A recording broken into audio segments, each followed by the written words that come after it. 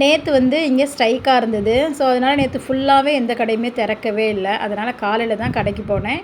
ஒரு 2 நாளைக்கு மட்டும் மலைக்கறி வாங்கிட்டு வந்திருக்கேன் சமைக்கிறதுக்கு. 2 நாள் கழிச்சு மார்க்கெட்டில் போய் மொத்தமாக வாங்கிக்கலான்னு.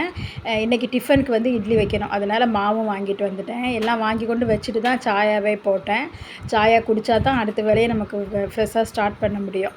அதனால் சாயா குடிச்சிட்டு அதுக்கப்புறமா இட்லி இன்றைக்கி டிஃபனுக்கு வந்து இட்லி வச்சுருந்தேன். இட்லி வந்து டிஃபன் சாம்பார். இந்த சாம்பார் வந்து இட்லி தோசைக்கு மட்டும்தான் செட் ஆகும். சாப்பாட்டுக்கு இந்த சாம்பார் செட் ஆகாது.